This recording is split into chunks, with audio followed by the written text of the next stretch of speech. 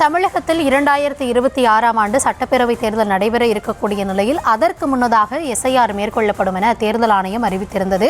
இந்த நிலையில் பெருநகர சென்னை மாநகராட்சி ஆணையர் மற்றும் மாவட்ட தேர்தல் அலுவலர் குமரகுருபரன் தலைமையில் அதற்கான ஆலோசனை கூட்டம் ரிப்பன் மாளிகையில் நடைபெற்று வருவதாக அந்த தகவல்களையும் காட்சிகளையும் பார்த்து கொண்டிருக்கிறோம். கூடுதல் விவரங்களோடு எம்முடைய செய்தியாளர் லதா இணைந்திருக்கிறார்.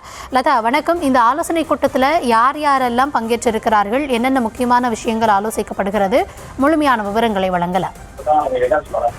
வணக்கம். தமிழகத்தில் இன்னும் தேர்தலுக்கு 7-8 மாதங்களே இருக்கக்கூடிய நிலையில் அதற்கு முன்னதாக வாக்காளர் பட்டியல் சிறப்பு தீவிர திருத்த பணிகளை மேற்கொள்ள இருப்பதாக தேர்தல் ஆணையம் அறிவித்திருந்தது. எனவே இந்த பணிகள் விரைவில் தொடங்கப்பட இருக்கும் நிலையில் அது தொடர்பாக தேர்தல் ஆணையம் பல்வேறு கட்ட ஆலோசனைகளை மேற்கொண்டு வருகிறது. முக்கியமாக சென்னையை பொறுத்த வரைக்கும் இங்கு மாவட்ட தேர்தல் அலுவலர் சென்னை மாநகராட்சி ஆணையர் தான். எனவே குமரகுருபரன் தலைமையில் அனைத்து கட்சி அங்கீகரிக்கப்பட்ட அரசியல் கட்சி பிரதிநிதிகளுடன் தற்பொழுது ஆலோசனை கூட்டம் நடைபெற்று வருகிறது. அதே போல மற்ற மாவட்டங்களை பொறுத்த வரைக்கும் மாவட்ட ஆட்சியர் தான் மாவட்ட தேர்தல் அலுவலராக இருப்பார். எனவே அந்தந்த மாவட்டங்களில் அவர்களினுடைய தலைமையில் இந்த கூட்டம் என்பது நடைபெற்று வருகிறது. சென்னையை பொறுத்த வரைக்கும் தற்பொழுது குமரகுருபரன் தலைமையில் அனைத்து கட்சி அங்கீகரிக்கப்பட்ட அரசியல் கட்சி பிரதிநிதிகளுடனான ஆலோசனை கூட்டம் தற்பொழுது தொடங்கி நடைபெற்று வருகிறது. திமுக, பாஜக, அதிமுக, 2 கம்யூனிஸ்ட் கட்சிகள், ஆம் ஆத்மி என அங்கீகரிக்கப்பட்ட பல்வேறு கட்சியினுடைய பிரதிநிதிகள் எல்லாம் பங்கேற்று இருக்கிறார்கள். இந்த கூட்டத்தை பொறுத்த வரைக்கும் இந்த பணிகள், அதாவது வாக்காளர் பட்டியல் சிறப்பு தீவிர திருத்த பணிகள் ஏற்கனவே பீகாரில் நடைபெற்று இருக்கிறது.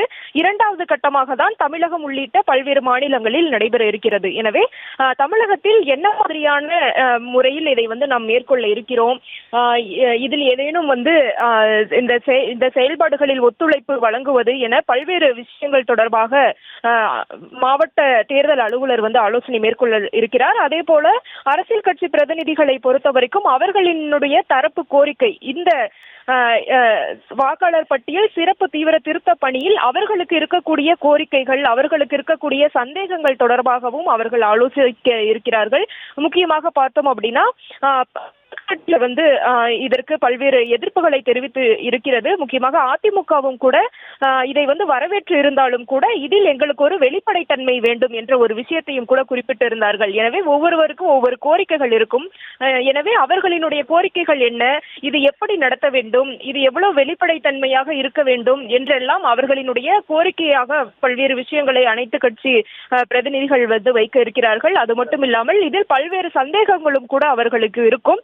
அந்தந்த பகுதியில் இதை எப்படி நடத்த வேண்டும், நாம் இதை எப்படி கொண்டு செல்ல வேண்டும் என்றெல்லாம் அவர்களுக்கு ஒரு திட்டங்கள் இருக்கும். அது தொடர்பாகவும் மாவட்ட தேர்தல் அலுவலரிடம் பல்வேறு கோரிக்கைகளையும் சந்தேகங்களையும் தீர்க்கக்கூடிய ஒரு வகையில் தான் இந்த ஆலோசனை கூட்டம் என்பது இருக்கும். அந்த வகையில் விரைவில் தேர்தல் நெருங்க இருக்கக்கூடிய நிலையில வாக்காளர் பட்டியல் சிறப்பு தீவிர திருத்த பணிகள் தொடர்பான ஆலோசனை கூட்டம் நடைபெற்று கொண்டிருக்கிறது.